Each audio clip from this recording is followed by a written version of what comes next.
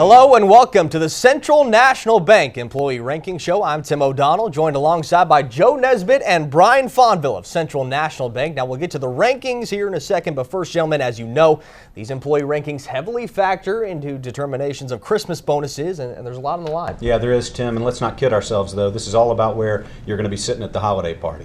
So closer to the bar, the better. Now, before we show the Employee Rankings Committee's top 6, Brian, what are you most interested to see in this week's rankings? Yeah, Tim, for me, it's Matt Smith, Commercial Loan Officer. I'm interested to see just how far he drops after his recent email debacle.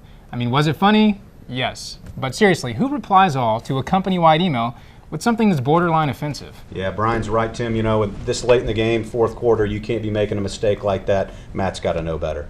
All right, well, we will see, gentlemen. Here's your top 6 Central National Bank employees. Not really any surprise there with the top spot going to Peggy Kelo, the bank's receptionist. Yeah, you know, Peggy's been one of the most consistent in and out, day in, day out. She's got a lot of responsibilities. She's taken in about 4,500 phone calls a year. She's one of those old school programs that you got to respect. Peggy is a player. She's a baller. Yeah, Joe, and I think if the committee is asking, does Peggy pass the eye test?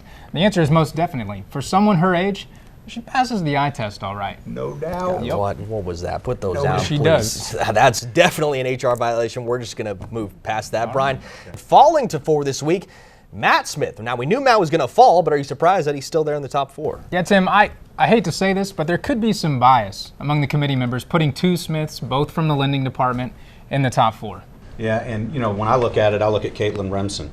You know, she's at number 3 right now. She won it last year, no big deal. The deal is she spent 5 months on maternity leave, no schedule, and her resume was a complete train wreck. So you've literally seen her resume? I literally saw her resume when she submitted it, when she came here to work. It's full of wingdings and stuff you can't even spell, and she put little hearty eyes at the top of her name. I mean, you do that kind of stuff, man, back of the bus. Yeah, emojis are definitely going to put you down in the rankings there. Now, Joe, what about David Smith at number 2? Yeah, David Smith, you look at his schedule. I mean, his schedule is completely weak. It's not been road tested. When you go up and down and look at his calendar, the toughest thing on there is a conference call. A conference call? Are you kidding me? A conference call isn't even really a meeting at all. It's basically, they ought to call it, get on the phone, put your phone on mute, and play computer games while the other people are talking and completely tune out.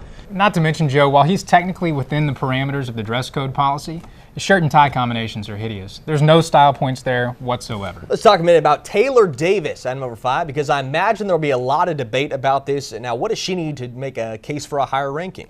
Yeah, it's simple. She just needs to keep winning. Will a few dominoes need to fall her way? Yes. Now, she'll need to work some extra Saturdays between now and the end of the year, but if she's able to emerge as the top employee from her department, then yes, Baylor should absolutely be in the top 4. You mean Taylor? Yeah, why? What did I say? You said Baylor. Huh. I meant Taylor. Okay.